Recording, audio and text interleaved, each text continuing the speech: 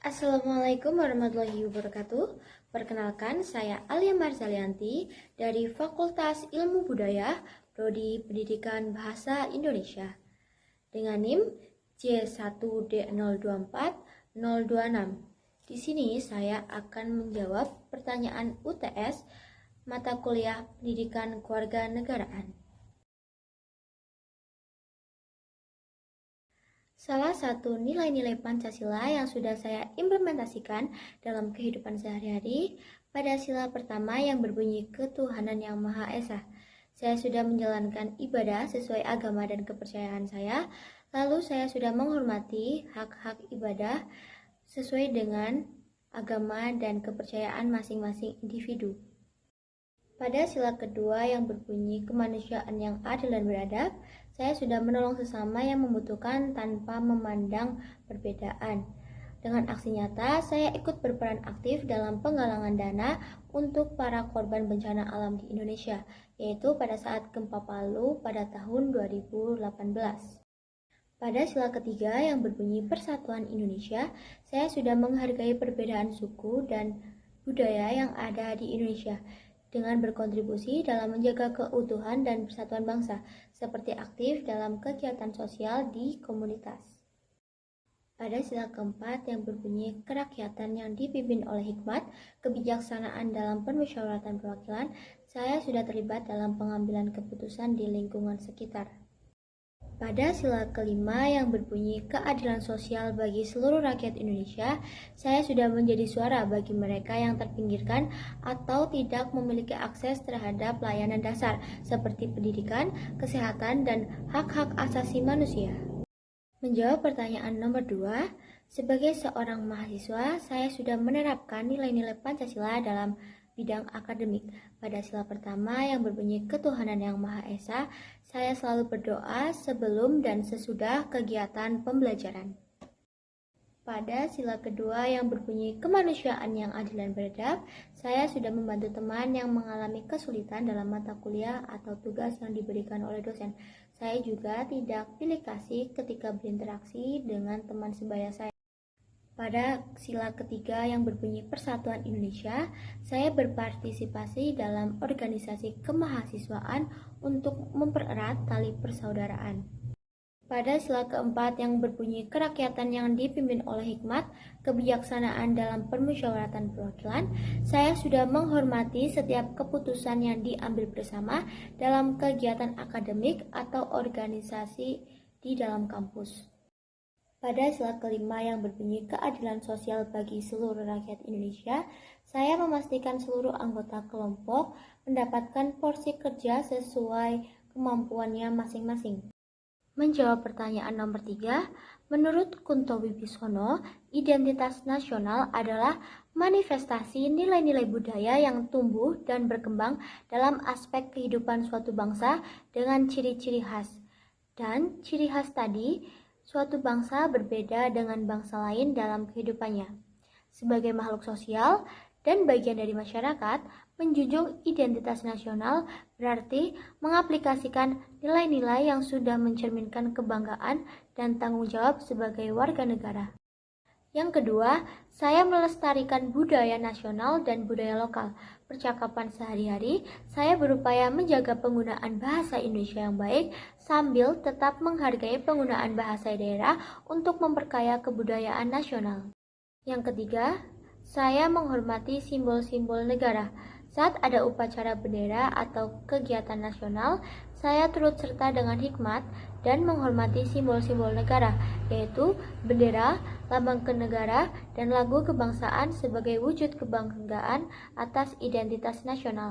Menjawab pertanyaan nomor 4, negara Indonesia menerapkan sistem di mana negara dan konstitusi memiliki peran dan fungsi yang berbeda.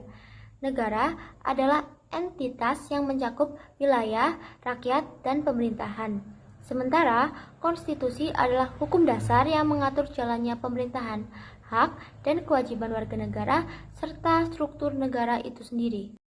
Contoh nyata atau real Indonesia sebagai sebuah negara yang dijalankan berdasarkan konstitusi dapat dilihat melalui penerapan berbagai aturan dan prinsip dalam Undang-Undang Dasar 1945 yang mengatur kehidupan bernegara. 1. Pemilu langsung dan demokrasi. Pemilihan umum untuk memilih presiden, wakil presiden, anggota DPR, DPD, dan DPRD secara langsung oleh rakyat diatur dalam Undang-Undang Dasar 1945 Pasal 22E. Proses pemilu ini adalah salah satu bentuk implementasi prinsip demokrasi yang diatur oleh konstitusi, di mana rakyat memiliki hak untuk berpartisipasi dalam memilih pemimpin dan wakil mereka di pemerintahan. Contoh realnya adalah pemilu tahun 2024 yang diikuti oleh jutaan rakyat Indonesia untuk memilih presiden dan anggota legislatif merupakan pelaksanaan nyata dari prinsip demokrasi dan konstitusional. 2. Mahkamah Konstitusi atau MK sebagai penjaga konstitusi. Mahkamah Konstitusi didirikan sebagai lembaga untuk menguji apakah undang-undang yang dibuat oleh DPR sesuai dengan konstitusi atau tidak. MK berwenang untuk memutus sengketa hasil pemilu dan menyelesaikan perselisihan antara lembaga negara. Contoh realnya yaitu MK menguji Undang-Undang Cipta Kerja atau UU Omnibus Law pada tahun 2021. Dan MK menyatakan beberapa pasal dalam undang-undang tersebut bertentangan dengan Undang-Undang 1945 sehingga perlu direvisi. 3. Perlindungan hak asasi manusia atau HAM. Undang-Undang 1945 Pasal 28 menjamin hak asasi manusia seperti hak kebebasan beragama, hak untuk hidup, hak atas pendidikan, dan hak atas pekerjaan. Perlindungan HAM ini merupakan salah satu ciri negara konstitusional, di mana setiap warga negara memiliki hak-hak yang dijamin oleh konstitusi.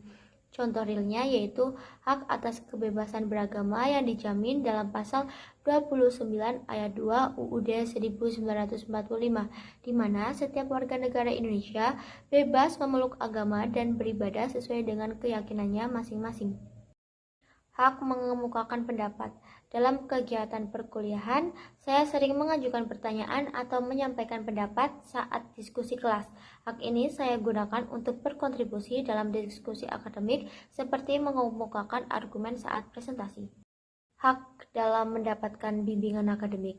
Sebagai mahasiswa, saya memiliki hak untuk mendapatkan bimbingan akademik dari dosen atau pembimbing akademik dalam menyusun tugas yang dosen berikan.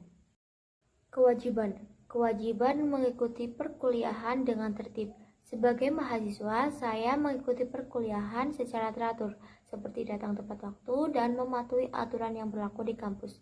Saya berusaha selalu hadir setiap perkuliahan dan aktif berpartisipasi dalam diskusi kelas. Yang kedua, kewajiban mengumpulkan tugas tepat waktu. Saya menjalankan kewajiban untuk menyelesaikan tugas-tugas akademik. Yang ketiga, kewajiban menjaga etika akademik. Dalam penulisan karya ilmiah, saya memiliki kewajiban untuk menghindari plagiarisme. Menjawab pertanyaan nomor 6, demokrasi adalah bentuk pemerintahan di mana kekuasaan tertinggi berada di tangan rakyat. Namun, demokrasi juga berarti menghormati aturan yang berlaku, hak-hak orang lain, dan menjaga ketertiban umum. 1. Berpartisipasi dalam pemilu dengan jujur dan damai.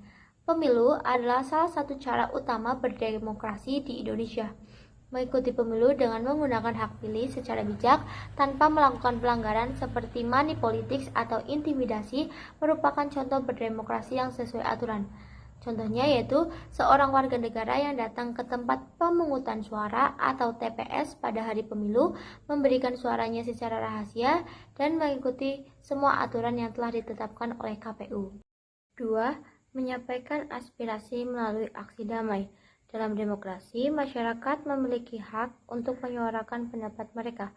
Aksi demonstrasi dapat dilakukan asalkan dengan cara damai, tidak merusak fasilitas umum, dan sesuai prosedur hukum.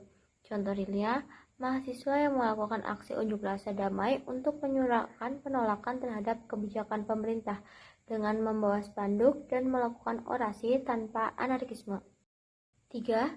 Menyalurkan kritik melalui media sosial dengan baik.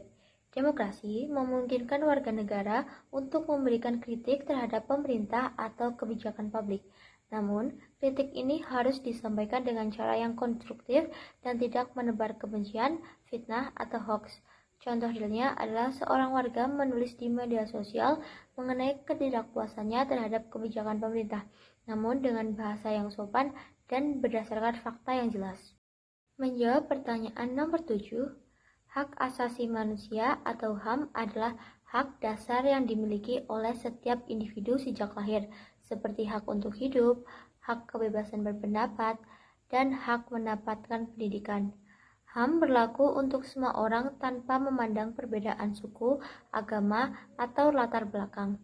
Sebagai makhluk sosial, manusia hidup berdampingan dengan orang lain, sehingga dalam menggunakan hak-haknya, seorang harus tetap menghargai hak orang lain. Misalnya, kita punya hak berbicara, tetapi juga kita harus menghargai pendapat orang lain agar tidak menimbulkan konflik.